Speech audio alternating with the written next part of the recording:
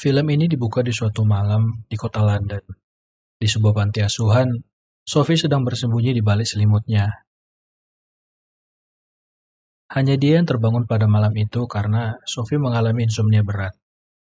Jam juga menunjukkan pukul 3 pagi, di mana orang-orang biasanya menyebutnya waktu penyihir, saat di mana sang hantu muncul dan orang-orang mulai menghilang. Ibu asrama berkata kalau waktu penyihir itu tiba saat tengah malam, tetapi teman-temannya mengatakan kalau waktu penyihir itu pukul 1 atau 2 pagi. Sedangkan Sophie sendiri mengatakan kalau jam penyihir itu di pukul 3 pagi, karena ya cuma dia yang terbangun pada jam itu. Sophie juga selalu terjaga pada pukul 3 pagi, sama seperti sekarang ini. Di malam itu, beberapa pria mabuk membuat keributan di jalan, sehingga Sophie memarahi dan mengancam mereka akan menelpon polisi karena suara mereka bisa mengganggu teman-temannya yang sedang tertidur. Di saat menutup jendela, dari belakang ada sebuah bayangan besar yang melintasi gedung-gedung kota.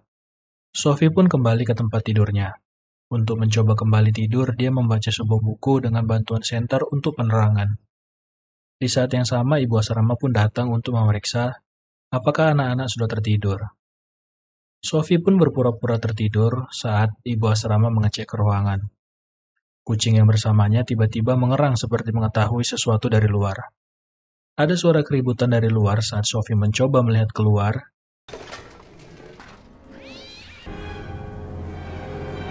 Ada sosok besar setinggi bangunan yang berdiri di depan Sophie. Mereka saling berpandangan. Sophie pun panik dan kembali masuk ke dalam ruangan. Namun yang terjadi, Sophie yang melihat sosok itu malah diculik dan dibawa keluar dari kamar asrama. Kita menyebut makhluk ini BFG. Dia sangat pandai bersembunyi untuk menghindari manusia mengetahui keberadaannya.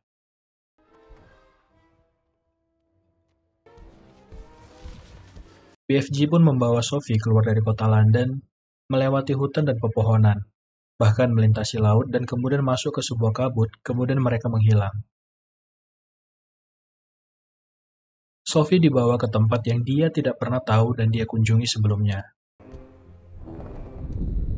Sampailah mereka ke tempat kediaman si raksasa. Sophie melihat raksasa itu sedang menyiapkan sesuatu, seperti sedang menyiapkan makanan. Melihat situasi ini, Sophie mencoba keluar dan kabur dari jendela. Namun pendengaran si raksasa sangat tajam, yang membuat rencana kabur Sophie ketahuan dan gagal. BFG berkata kalau dia tidak bisa kemana-mana kecuali dia mempunyai sayap. Karena sekarang dia berada di negeri para raksasa, dan ada banyak raksasa yang berada di negeri itu. Di sana masih ada 9 lagi raksasa yang berada di situ. Sophie pun memohon supaya raksasa itu tidak memakan dirinya. BFG malah tertawa mendengar itu, karena ternyata raksasa ini baik dan bukan tipe pemakan manusia. Alasan dia menculik Sophie ya karena takut kalau nanti Sophie menceritakan apa yang dia lihat ke orang banyak. Karena hal itu nantinya membuat para manusia mencari dan memburu mereka. Sophie mencoba meyakinkan si raksasa kalau dia tidak akan menceritakan ini ke siapapun. Dia tetap mau mencoba kabur, tetapi sekali lagi raksasa itu memperingatkan supaya Sophie untuk jangan pergi dari gua tanpa dia. BFG membuka tas yang selalu dibawanya. Di dalam ada toples cahaya yang berisikan mimpi. Melihat itu Sophie berkata kalau mimpi bukanlah benda dan dapat ditangkap. Dan Sophie juga tidak pernah bermimpi karena dia mengalami insomnia berat. BFG menjelaskan ke Sophie kalau mimpi itu hal yang sangat misterius sambil membaca buku yang dibawa Sophie. Ternyata BFG bisa membaca dan karenanya Sophie mulai mengantuk dan tertidur. Di saat melihat Sophie tertidur, BFG bergegas keluar ke tempat di mana dia menyimpan semua toples yang berisikan mimpi. Ada satu toples bercahaya merah yang bergerak agresif, dan BFG pun membuat sesuatu dari mimpi itu. Sophie terbangun dari tidurnya, melihat raksasa yang sedang tertidur. Dia kembali mencoba kabur dari sana, melalui jendela dan berlari keluar. Sophie pun berhasil keluar dari sana, namun dia tertangkap salah satu raksasa. BFG yang melihat kejadian itu tidak bisa berbuat apa-apa karena Sophie sudah diperingatkan sebelumnya untuk jangan keluar tanpa dia. Sophie terbangun dan untungnya semua itu hanya mimpi yang dibuat oleh BFG.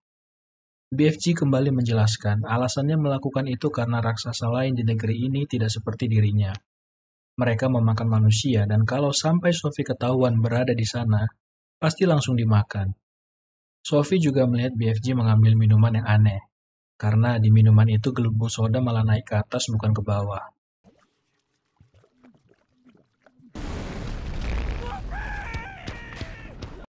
Sewaktu mereka mengobrol, dari luar terdengar suara yang memanggil BFG, dan sewaktu pintu dibuka, Why is you such a chatbag? ada raksasa yang jauh lebih besar dan tinggi dari BFG. Raksasa itu terluka di jarinya dan meminta untuk BFG mengobati lukanya.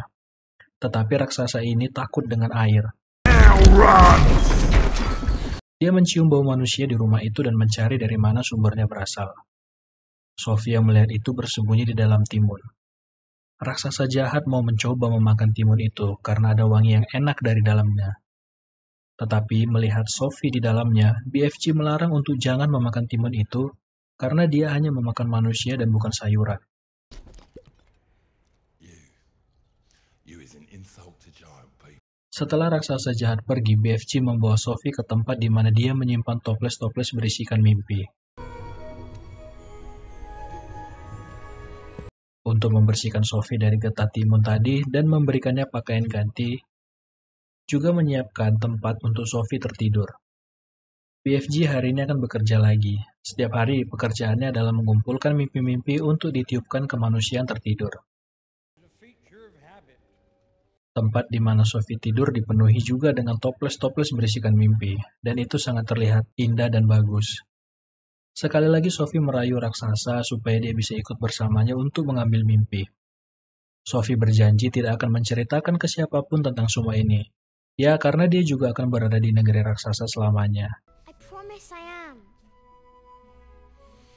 Sophie pun berhasil meyakinkan raksasa untuk pergi mengambil mimpi bersamanya. Tetapi mereka harus melewati dulu raksasa lainnya yang sedang tertidur. Saat mencoba melewati para raksasa yang tertidur, salah satu dari mereka terbangun, kemudian menangkap kaki BFG.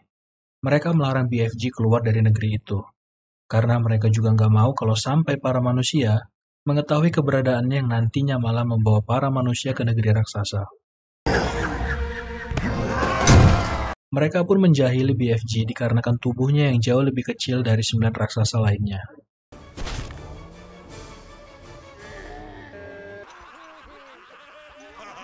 Di saat yang bersamaan hujan pun turun. Para raksasa yang takut dengan air, mereka semua berlari untuk menghindari air hujan yang turun.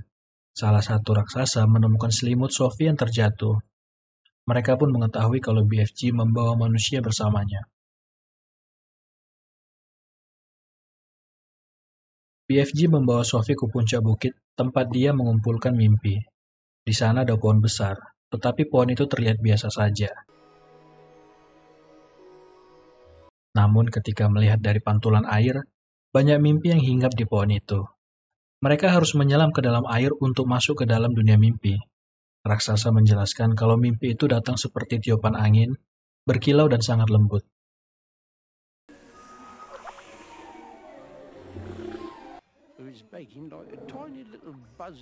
Di saat itu juga ada satu mimpi berwarna emas yang langka muncul. BFG mencoba menangkap mimpi itu. Tetapi mimpi itu tidak agresif saat berada di dekat Sophie. Bahkan mimpi itu menggambarkan wajah Sophie. Sophie juga mencoba menangkap beberapa mimpi, namun dia malah menangkap mimpi berwarna merah dan itu adalah mimpi buruk. Di malam hari mereka kembali ke London untuk meniupkan mimpi ke manusia yang sedang tertidur. BFG berkata kalau mereka, para raksasa, sudah hidup setua dengan usia bumi, dan mereka tidak punya orang tua. Mereka terus-menerus hidup seperti hidup abadi. Raksasa kemudian memasukkan mimpi ke dalam trompetnya. Kemudian, meniupkan mimpi ke seorang anak dan kedua orang tuanya.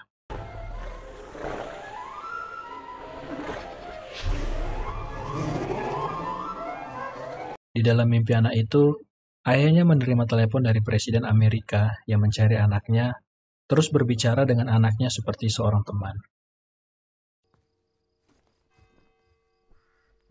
Sewaktu raksasa dan Sophie ingin kembali ke negeri raksasa, di tengah jalan mereka bertemu dengan 9 raksasa lainnya. Sophie bertanya di mana selimutnya, dan dia teringat kalau dia menjatuhkan selimutnya di negeri raksasa. Mendengar itu pun, BFG tersadar kalau hal ini bisa jadi masalah nantinya. Sophie terbangun dan dia sudah kembali berada di panti asuhan. Alasan dari BFG melakukan itu karena Sophie menjatuhkan selimutnya, dan itu akan menjadi masalah karena para raksasa sudah tahu kalau ada manusia di negeri mereka. BFG bercerita kalau sebelumnya ada seorang anak laki-laki yang mengetahui keberadaannya. Jadi si BFG membawa anak laki-laki itu sama seperti Sophie. Dialah yang mengajarkan BFG untuk membaca, namun anak laki-laki itu tidak berhasil kembali ke London, dan raksasa pun meninggalkan Sophie. Dia tidak mau kalau sampai Sophie mengalami kejadian yang sama. Sophie kembali ke kamarnya. Terlihat sedih di wajahnya karena BFG tidak membawanya kembali ke negeri raksasa. Tetapi Sophie yakin kalau raksasa masih mendengarkan suara hatinya, dan dia nekat untuk melompat dari balkon.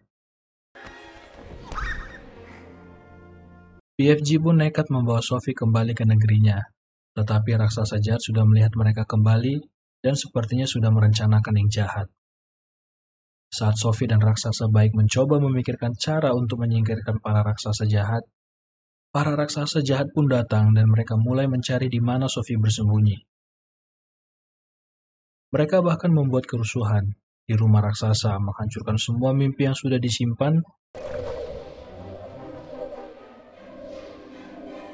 Sophie masih mencoba bersembunyi dari para raksasa itu, sampai dia menemukan tempat di mana anak laki-laki itu dulunya tinggal.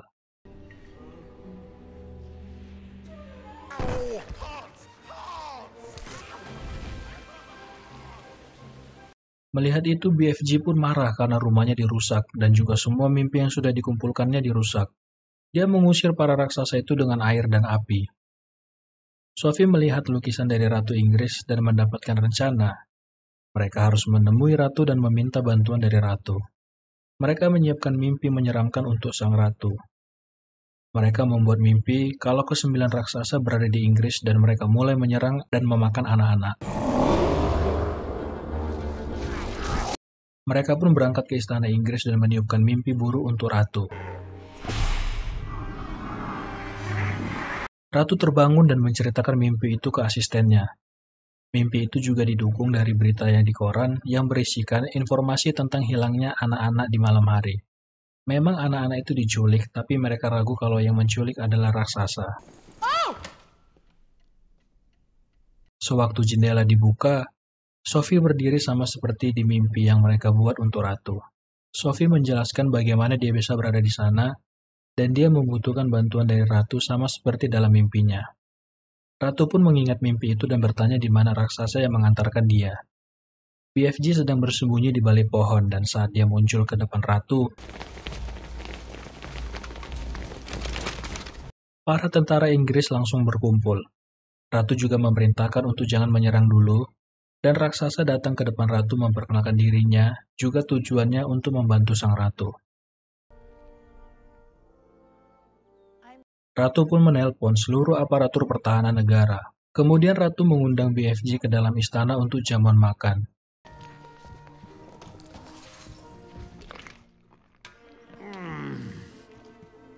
BFG sangat senang dengan makanan yang disiapkan, karena selama ini dia cuma makan timun di negeri raksasa, dan rasanya juga tidak enak. Para aparat negara pun datang ke istana untuk melihat sendiri sosok raksasa itu, dan di mana negeri para raksasa berada. Sebagai ucapan terima kasih dan oleh-oleh untuk sang Ratu, BFG memberikan minuman khas dari negeri para raksasa.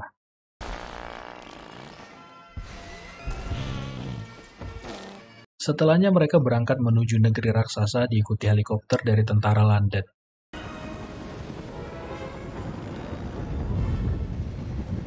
BFG mengisyaratkan untuk menunggu pagi sebelum menyerang.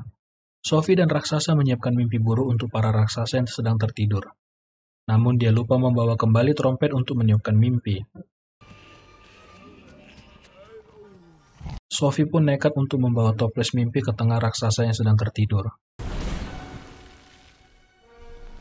Namun, Aksinya ketahuan, beberapa raksasa memang mendapatkan mimpi itu. Cuman raksasa yang paling besar yang sadar. Saat mau menangkap Sophie, raksasa baik menyerang untuk menyelamatkan Sophie. Seluruh pasukan pun datang untuk membantu mereka dan menangkap para raksasa. Mereka dilemparkan ke sebuah pulau di tengah laut, di mana mereka tidak bisa menyeberang karena mereka takut dengan air. Ratu juga memberikan mereka biji timun supaya mereka makan timun selama hidup mereka. Sophie pun sekarang tinggal di istana negeri Inggris, sementara raksasa di negerinya sekarang menanam buah dan sayur dari negeri manusia. Sophie yakin kalau sampai sekarang raksasa baik masih bisa mendengarkannya.